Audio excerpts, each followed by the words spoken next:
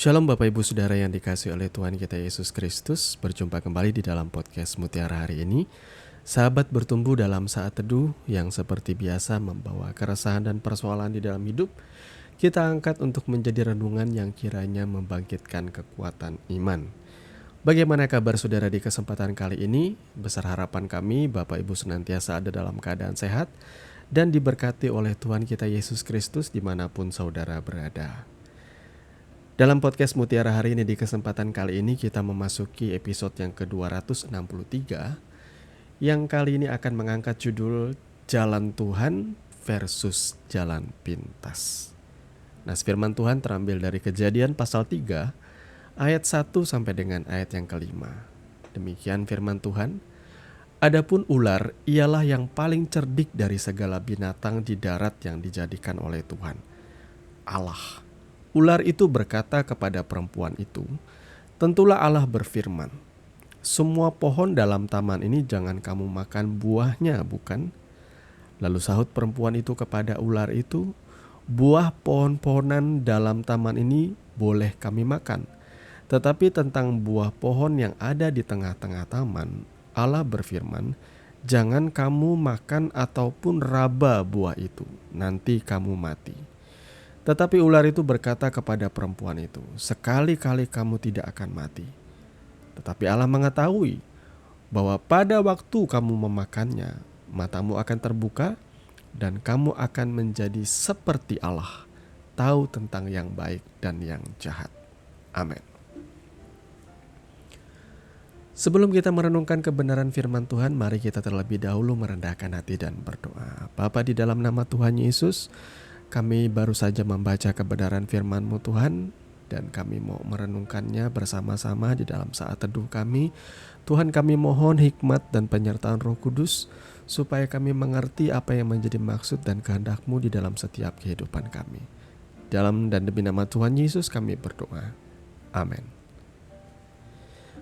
Bapak Ibu Saudara yang dikasihi oleh Tuhan kita Yesus Kristus, tentu nas firman Tuhan ini tidak asing bagi kebanyakan dari kita ya.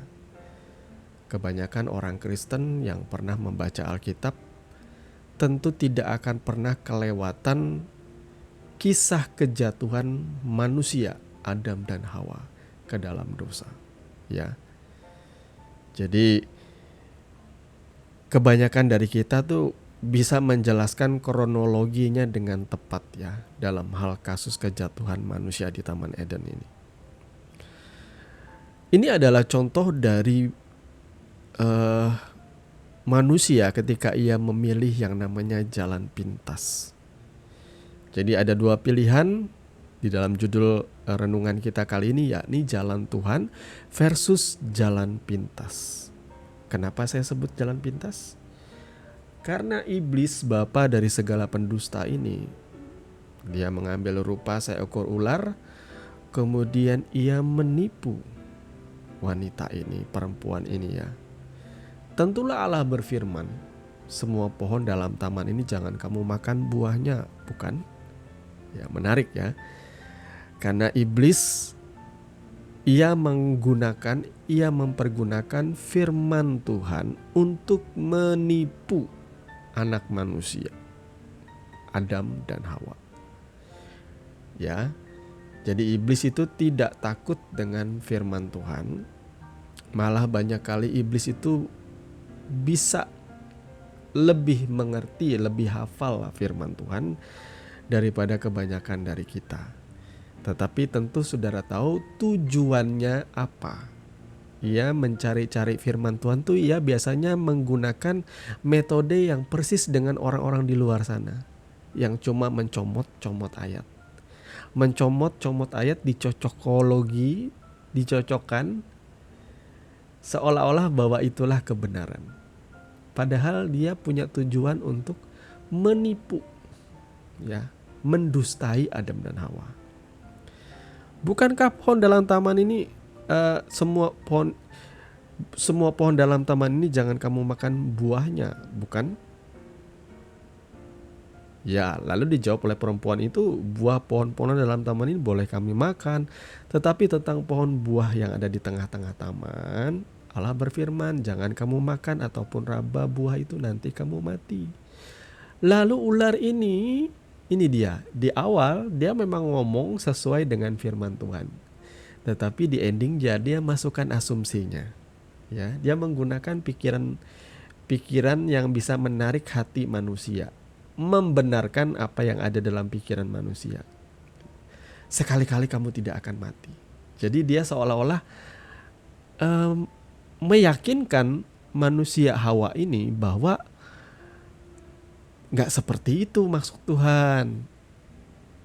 Tuhan itu gak mungkin ketika kamu makan buah ini mati. Dia menggunakan bahasa untuk menipu ya saudara ya. Jadi perempuan ini ketika ia dikasih tahu seperti itu, imannya mulai goyah. Iman itu ialah keyakinan kita kepada apa yang Tuhan katakan. Imannya mulai goyah. Sehingga akhirnya ia memilih untuk menyetujui rangsangan yang ada di dalam batinnya. Karena dia memang tertarik, penasaran, pengen tahu bagaimana sih rasanya buah pengetahuan itu. Itulah godaan pertama yang dialami oleh manusia, dan singkat cerita Hawa jatuh, ia mengajak suaminya juga untuk memakan buah itu, dan suaminya yang mendengar langsung perintah itu dari Tuhan pun ikut jatuh. Saya percaya oleh karena cintanya kepada wanita ini. Ya, ini juga gambaran yang menarik sih ya saudara ya.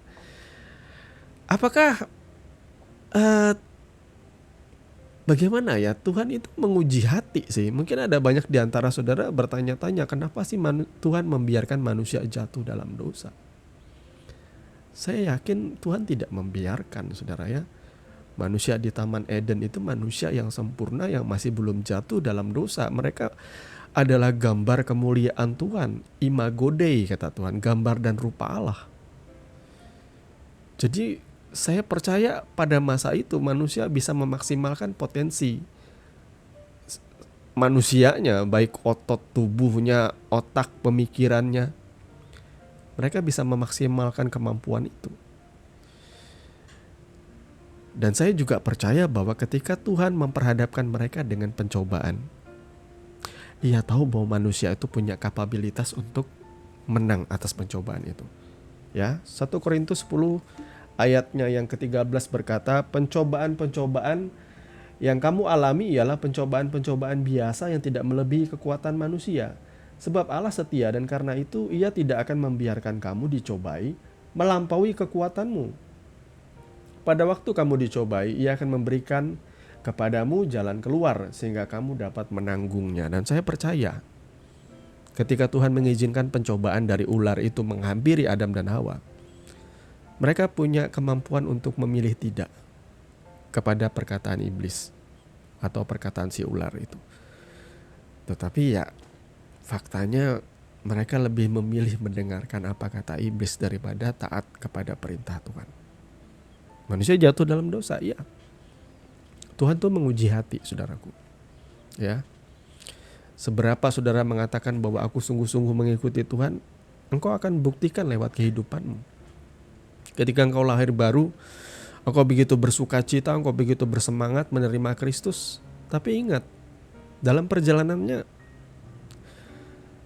bukan ucapanmu di awal ketika engkau lahir baru yang membuat Tuhan tertarik, tetapi kesetiaanmu.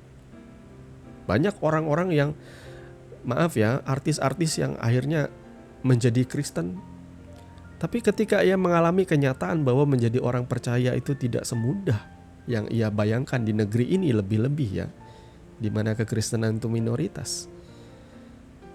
Di dalam kekristenan tidak banyak keuntungan di negeri ini. Akhirnya mereka kecewa ikut Tuhan, ya, dan kemudian berbalik meninggalkan Yesus. Dan bagi Tuhan, Tuhan tidak rugi kehilangan orang-orang seperti ini. Justru kamu yang rugi, kehilangan juru selamatmu yang sejati. Kalau Yesus Kristus aja menyatakan cintanya bagi setiap kita, setia, sampai bahkan mati di atas kayu salib. Menurut saya tidak berlebihan ya kalau Tuhan seandainya menuntut kesetiaan yang sama loh dari kita. Walaupun penderitaan kita gak sampai naik ke atas kayu salib. Yesus sendiri berkata, bahkan rasul-rasulnya menulis, bahwa penderitaan yang kamu alami itu tidak sampai mencucurkan darah loh. Cukup setia aja mengikuti Dia. saudara banyak kali tidak mampu dan saudara memilih jalan pintas. Ya saudaraku, saya tidak heran ya, saya harus ngomong gamblang nih ya. Banyak orang tuh pengen cari jalan pintas karena mereka tidak mau berjuang. Mereka tidak mau berjalan bersama Tuhan dan membuktikan imannya. Akhirnya mereka menggadaikan imannya demi keuntungan atau benefit-benefit yang bisa diraih dalam waktu singkat atau instan. Contohnya ya, ini bukan rahasia umum lagi ya, bukan rahasia lagi, maksudnya ini rahasia umum ya. Bahwa ada pejabat-pejabat yang kalau mau naik jabatan ya bisa. Kamu tinggal gadaikan imanmu, tinggalkan Yesusmu, sudah. Demi cinta juga orang bisa lakukan itu. Ya, saudara ya. Demi apapun juga orang rela menggadaikan imannya. Itu sama seperti menukar semangkuk kacang merah dengan hak kesulungan ya, dengan berkat Tuhan ya. Kalau saya sih nggak mau, saudara ya. Buat apa saya memperoleh seisi dunia ini tetapi saya kehilangan nyawa saya? Itu yang dikatakan Yesus ya. Jalan pintas itu tentu akan menggoda kebanyakan dari kita. Orang yang memilih jalan pintas adalah orang yang tidak ingin bersusah payah hidupnya, tidak ingin berjuang hidupnya. Apa yang ia tujukan tuh adalah hal-hal instan ya. Saya memulai bekerja itu agak terlambat karena saya pribadi banyak menghabiskan waktu saya di dalam pelayanan pemberitaan firman Tuhan ya. Sampai kurang lebih umur saya itu udah sampai 32 tahun kalau tidak salah, baru saya beralih ke bidang bekerja di dunia sekuler ya. Di situ saya agak keteteran, saudaraku, terus terang. Saya harus memulai segalanya tuh dari bawah ya. Tapi akhirnya ketika kita memulai dari bawah, kita akan banyak mendapatkan ilmu yang akhirnya ilmu itu ketika saya jadi karyawan, saya jadi seorang akunting dan saya belajar dari nol. Ada ilmu-ilmu di dunia sekuler itu yang melengkapi, yang membuat saya bisa akhirnya memutuskan untuk berwirausaha. Nah, seperti itu. Saya percaya ketika kita mulai bekerja, awal bekerja, saudara jangan memilih bekerja itu yang serba mudah, serba instan. Segala hal yang instan itu gimana ya? Menggoda, tetapi kalau tanpa effort saudara perlu curiga ya. Ya saya tidak heran ya kalau misalnya ada yang curiga, kok ibu ini gak pernah kerja ya, tapi kok ia bisa kaya raya. Banyak orang bilang mungkin dia pakai ini ya, pakai ilmu babi ngepet seperti itu ya. Tapi orang-orang yang pintar tentu akan berpikir, oh mungkin ibu itu berinvestasi di dunia saham. Tapi ya kita lihat juga yang orang berinvestasi di dunia saham juga harus punya kerjaan juga untuk menambah atau mengakumulasi lot-lot emiten sahamnya ya, saudara ya. Jadi saudara, jalan-jalan pintas itu yang biasanya zaman sekarang ya, contohnya seperti judi. Itu berjudi kan jalan pintas, itu sudah bukan rahasia lagi, dari dulu lah. Kenapa orang hobi berjudi ya? Lebih-lebih zaman sekarang sudah zaman modern, orang mulai bergerak ke arah yang namanya judi online. Judi online itu saya pikir saudara tuh ditipu ya. Di awal saudara dikasih menang sama bandar, sama sistemnya. Ketika saudara mulai terbuai, di tengah jalan saudara mulai ketagihan lah tepatnya. Mulai adiktif sama yang namanya aplikasi judi online. Akhirnya saudara all in, naruh uang saudara dengan harapan bahwa modalku yang kemarin hilang habis itu bakal balik. Itu bukan rahasia juga saudara ya.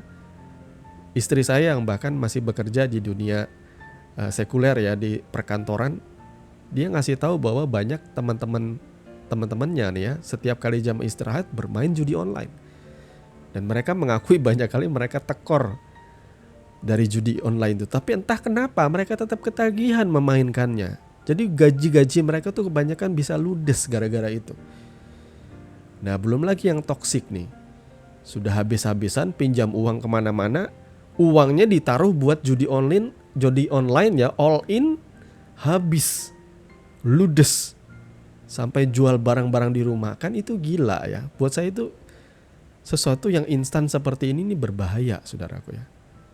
Banyak hal yang karena kita tuh nggak pengen effort ya, pengen jalan pintas, maaf ya, gadis-gadis muda, anak-anak kuliahan, atau ya fresh graduate yang baru masuk kerja, kau cantik, kau ditaksir bosmu, itu bukan rahasia umum. Kau jadi sugar baby, dikasih iPhone dengan 3 mata boba Pro Max, atau dikasih apartemen atau sewa rumah dengan lengkap dengan mobil mewah, itu bukan rahasia lagi. Itu jalan pintas semua itu. Dan kau meletakkan harga dirimu, kau meletakkan kehormatanmu, semua demi itu, demi pencapaian itu, hanya buat dapat pengakuan di sosial media, atau dapat pengakuan dari orang-orang di kampung atau keluarga besarmu. Saya pikir ngapain saudara bermegah untuk hal-hal yang seperti itu? Ya, hidup itu harusnya mengikuti jalan Tuhan yang memang harus ada effort ya. Mengikuti jalan Tuhan itu harus ada harga yang dibayar mahal. Tetapi setiap kita melalui setiap proses dan didikan Tuhan, kesulitan-kesulitan itu, kita juga bertransformasi. Kita juga mengalami pembaharuan dalam hidup kita sebenarnya.